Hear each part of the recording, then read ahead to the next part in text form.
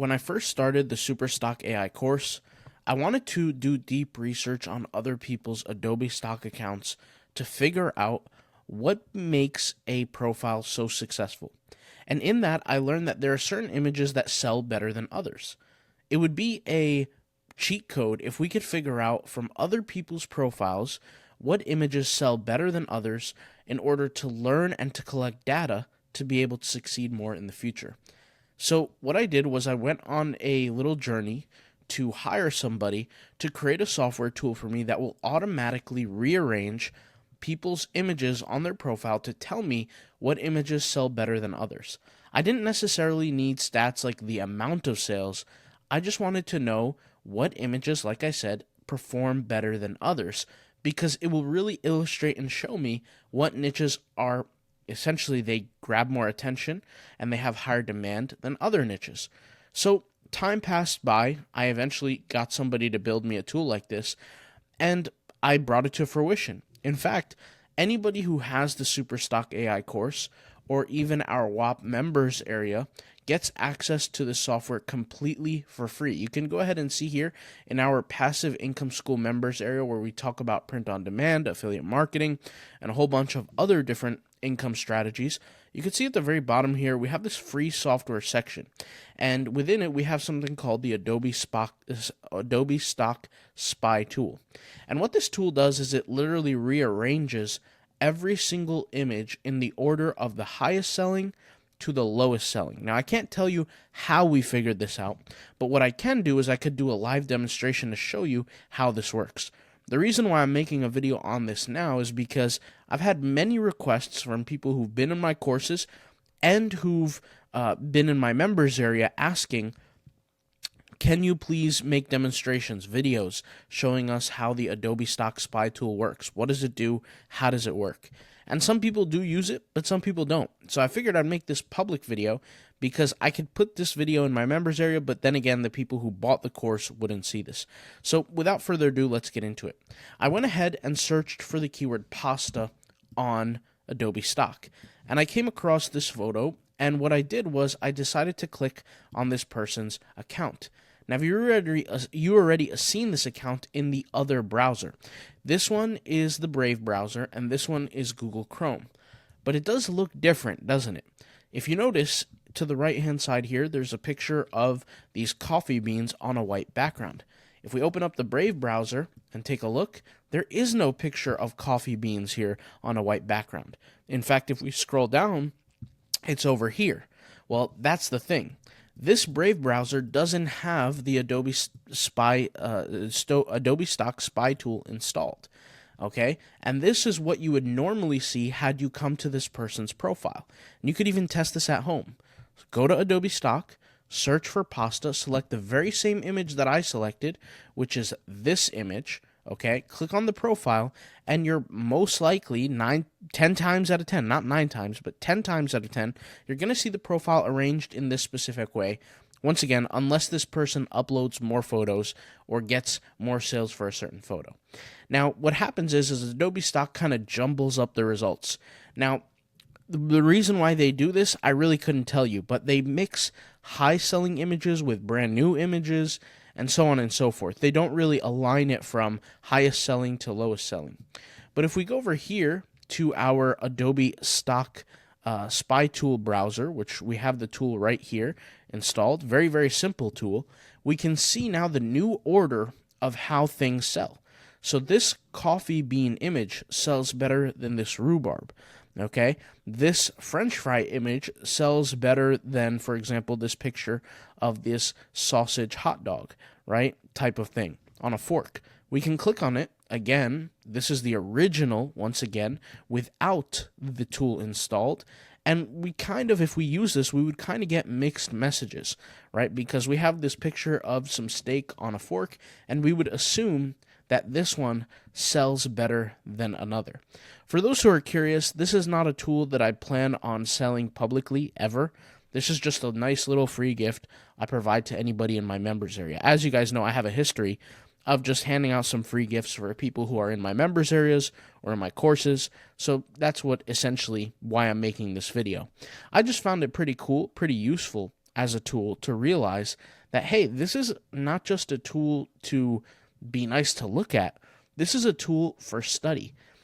I can kind of, I guess you could say, dedicate 50% of my success in everything that I do because I keep the ideology of being a student. I always like to study and learn what makes things successful. And in this case, in Adobe Stock, this is just one piece of the puzzle. It's another part of the equation that can help me become more successful.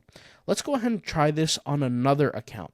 So let's first search for something, normal. Let's click on this here, and let's search for a I don't know, let's search for a wagon, for example.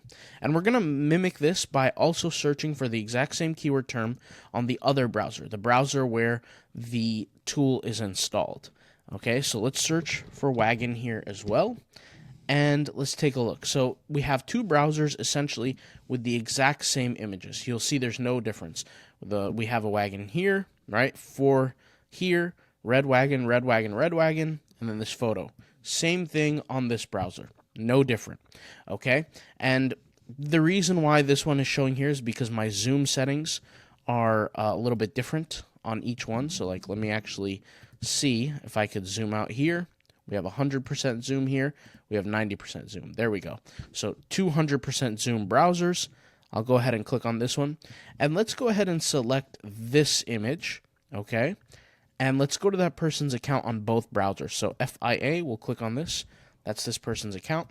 And by the way, this is the browser, like I said, with the results without the Adobe Stock tool. So essentially what everyone else would see in a normal setting if they search this account at this exact moment. Obviously, things can change and rearrange because people get different sales, they upload new images, etc. Right? So this is the browser, the photos without the tool installed. We can kind of see the different results here. All right. Now let's go ahead and head over to the browser with the tool installed, and let's go over to the account. And we can see here how the page almost refreshed itself in a fraction of a second and did some rearranging. That's exactly how the tool works. And you could see here, so the first successful image is this one. This one got the most sales. This one got the most sales. This one, in order, effectively. So this one got more than this got more than this, etc. And so this photo got more sales than any other photo in the entire list. Now, once again, this might seem like not important or not interesting, or, it doesn't really matter, but the truth is that I look at an image like this, and it looks to me like drone shots of like a Lightworks show at night that drones use. And these shows are actually becoming more common, where you show up to one of these shows and they have like 1,000 drones in the sky lighting up, and they create different figures and images. They're actually pretty cool. So to me, I never thought of creating photos like this. This didn't cross my mind.